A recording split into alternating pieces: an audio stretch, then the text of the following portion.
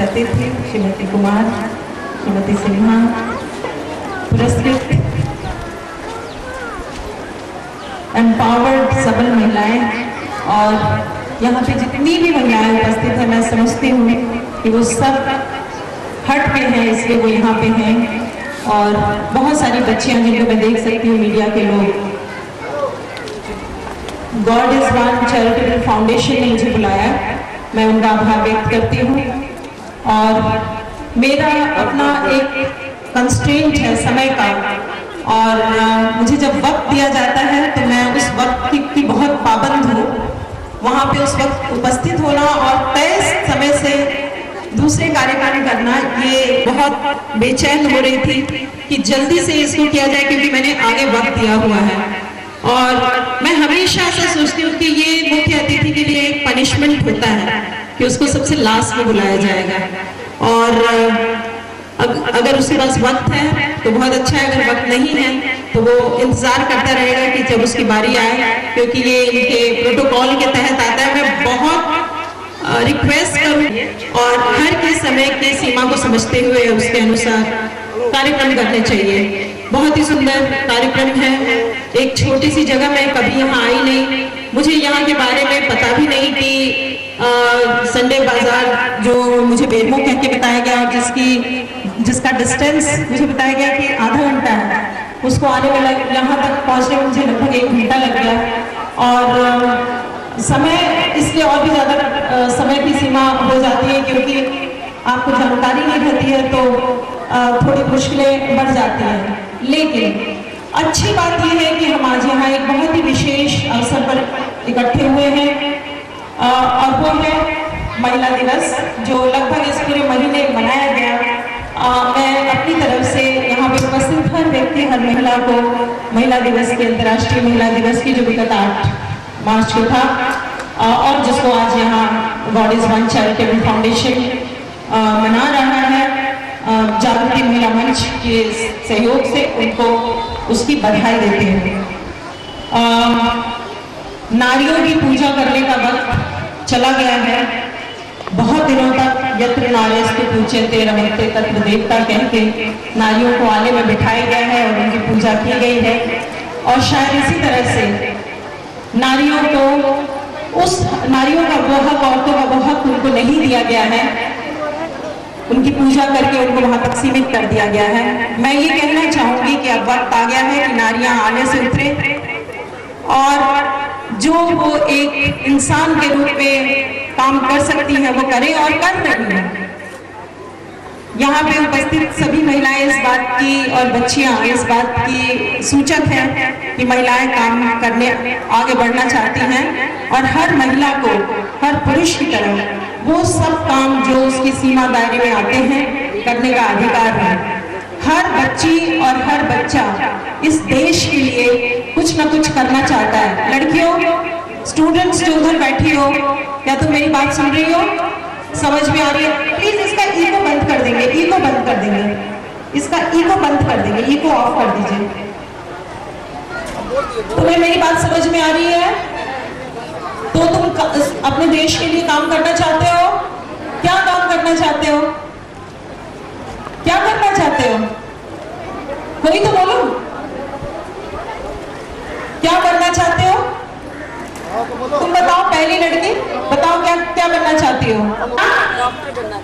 Teacher, doctor, कोई doctor, कोई engineer, कोई टीचर, कोई आईपीएस और कोई आईएएस और कोई पुलिस कर्मचारी बनना चाहती है। क्या उन्हें इस बात का हक है?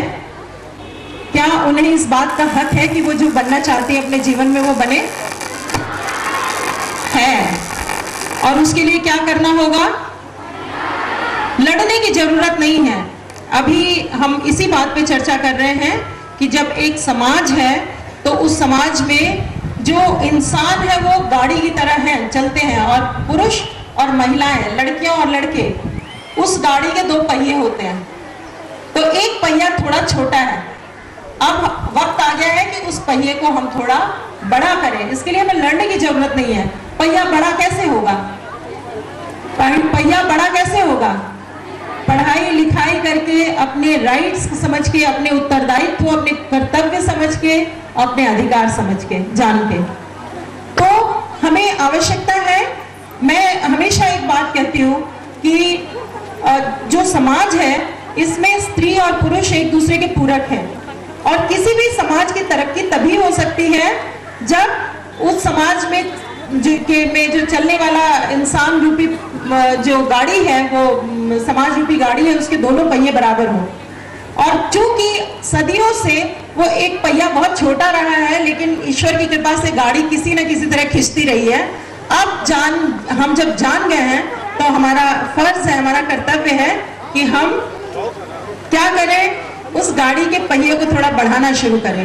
हम अपनी सीमाएं जाने, हमको ये पता होना चाहिए कि स्त्रियां हैं वो बहुत सारे ऐसे काम कर सकती हैं जो पुरुष नहीं कर सकते, लेकिन बहुत सारे ऐसे काम हैं जो पुरुष कर सकते हैं और स्त्रियां नहीं कर सकती। तो हमें एक दूसरे को इसके लिए रिस्पेक्ट करनी चाहिए और एक दूसरे को बराबर समझते हुए एक दूसरे को सपोर्ट करना चाहिए। आयोग का यही काम है कि वो महिला सशक्तिकरण करे और समाज में एक जो सही बैलेंस होना चाहिए स्त्री क्षमता का, वो स्थापित करें। तो मैं आज यहाँ ये बताने के लिए हूँ। मैं तो ये भी बहुत सारी चीजें हैं, लेकिन थोड़ा मैं जरूर आपसे डिस्कस करना चाहूंगी।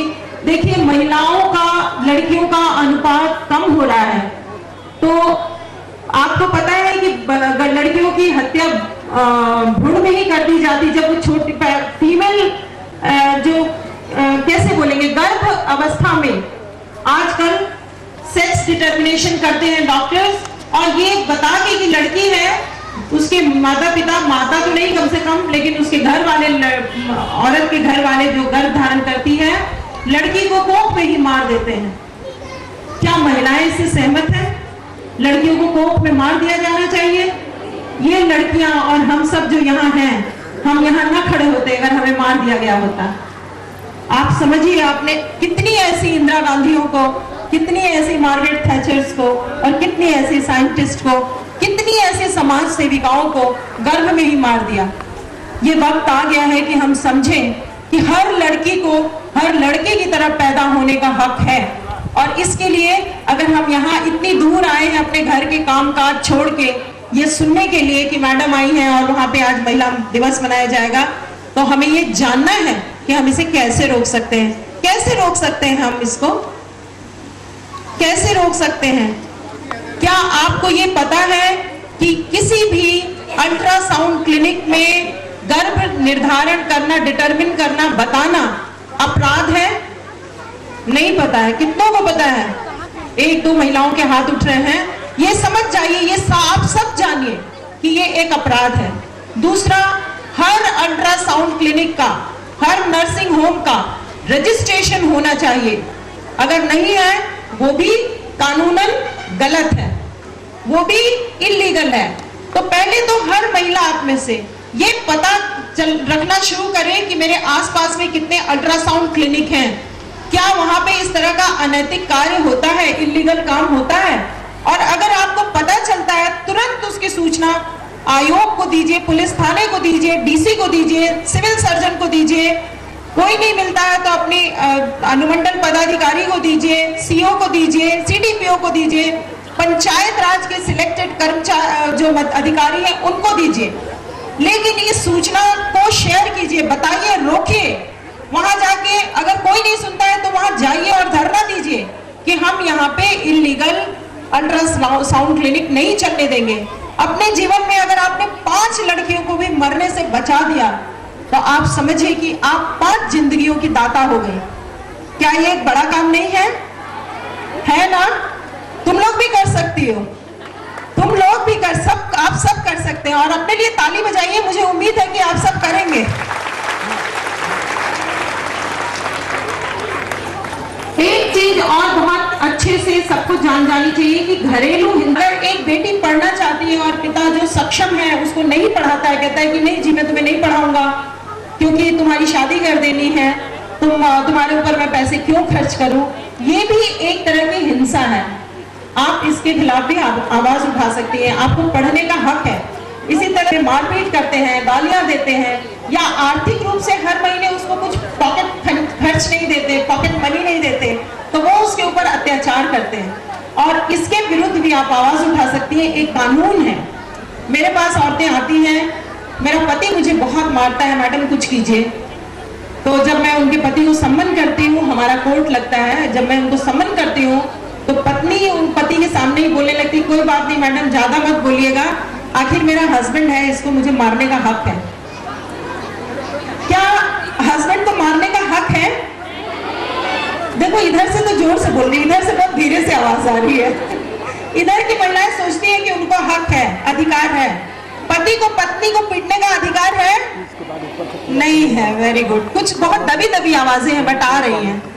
किसी को भी, ना पत्नी को पति को मारने का हक है और ना ही पति को पत्नी को मारने का हक है। नहीं, मेरे पास कुछ कभी कभी पुरुष भी आ जाते हैं, कहते हैं मैम आप तो औरतों की सुन लेती हैं, हमको मेरी बीवी मेरे को पीटती है, मैं क्या करूं, मैं कहाँ जाऊं। ये मजाक में कही गई बात है, लेकिन ये सच है कि कई बार पत्नियों में भी समझदारी अगर वो ना दिखाए तो पुरुष भी परेशान होते हैं। तो जब मैं महिलाओं से बात करती हूँ तो मैं उनसे उम्मीद करती हूँ कि वो समझदारी दिखाएं, वो उदार हों और लड़ाई झगड़े को दूर करने के लिए बातचीत करें, गाली गलौज नहीं करें। और किसी तरह की गाली गलौज उनके ऊपर होती है, कोई मारपीट कोई करता है उनके घर में, उनके परिवार में, उनकी जरूरी आर्थिक सहायता नहीं करता, तो कृपया आप वहां प्रतिवाद करें, रोकें उसको। और मुझे सबसे ज्यादा खुशी किस बात से होती है कि 55% से ज्यादा महिलाएं पंचायती राज इलेक्शन में चुन के आई हैं। मालूम है ना महिलाएं इधर जो बैठी हैं, 55% से ज्यादा महिलाएं। नहीं पता? अधिकार नहीं मिला है। देखिए जो पहली पीढ़ी है वो अधिकार के लिए संघर्ष करती है, लेकिन मैं आपको बताऊं, क्योंकि मैं जिस दिन से इलेक्शन हुआ है तब से लेके आज तक बहुत सारी प्रतिनिधियों, पंचायती राज की प्रतिनिधियों से मिली हूँ और उनके लिए कार्यक्रम कर रही हूँ। मुझे आपको ये बताते हुए बहुत अच्छा लग रहा है कि जब पहली बार वो मुझसे महिलाएं मिलती हैं तो वो बहुत स्टैमर करती हैं, वो बोलते समय थोड़ा सा हकलाती हैं, थोड़ा कंफ्यूज रहती है, उनको पता नहीं होता आप क्या कर सकते हैं मैडम, हमें तो कुछ है ही नहीं। देखिए ना मेरे हस्बैंड बोलते हैं ये करो वो करो, अब इतने बजे घर से बाहर नहीं निकलोगी, इसके बाद में जो हम क्या करें। लेकिन जब उनको हम एक बार उनको पता चल जाता है कि ये चीजें सब उनको करनी है, गांव के अंदर जागरूकता के अभियान चलाने हैं, भ्रूण हत्या रोकनी है, घरेलू हिंसा रोकनी है, डायन बिसायन वाले जो प्रॉब्लम आते हैं उसको भी उनको रोकना है, जागरूक करना है, थाने तक जाना है और थानेदार उनकी बात सुनेगा। तो जब उनको ये सब बताते हैं तो जब नेक्स्ट टाइम मिलती है, सेकंड टाइम और थर्ड टाइम, तब उनके में परिवर्तन आ चुका होता है और चौथी बार तक तो बहुत ज्यादा। मेरे ख्याल से हक की बात है ना, तो हक को आगे बढ़ के लेना पड़ेगा। आप जाइए, प्रतिवाद कीजिए, अगर आपको हक नहीं देते हैं तो मैं हूं आपके पीछे। ये याद रखिए कि झारखंड इस मामले में बहुत सशक्त है कि हर लड़की के पीछे, हर महिला के पीछे एक बहुत ताकतवर आयोग खड़ा है। हर अजी उन्होंने ये घोषणा की कि झारखंड महिला आयोग जो कर रहा है, कृपया आप सब उसको फॉलो करें। तो इतना ताकतवर आपका आयोग है कि पूरा देश उसको फॉलो करने जा रहा है। तो आप सबके पीछे एक आयोग है, अपने को कमजोर न समझे। कभी भी कुछ भी अगर मुश्किलें आए तो समझिए कि ये मुश्किल है, मुझे इसका समाधान चाहिए। पीआरआई मेंबर को जो गांव में है वो पीआरआई मेंबर को अप्रोच करें, उनके पास पहुंचे, पंचायती राज मुखिया के पास पहुंचे, मुखिया थानेदार के पास पहुंचे, सीडीपीओ के पास पहुंचे। अगर ये सब नहीं सुनते हैं तो मेरे पास पहुंचिए, मेरी तो हर किसी को सुननी पड़ेगी, क्योंकि आयोग का यही काम है और इसी के लिए उसको कॉन्स्टिट्यूशनल और स्टैट्यूटरी पावर दी गई।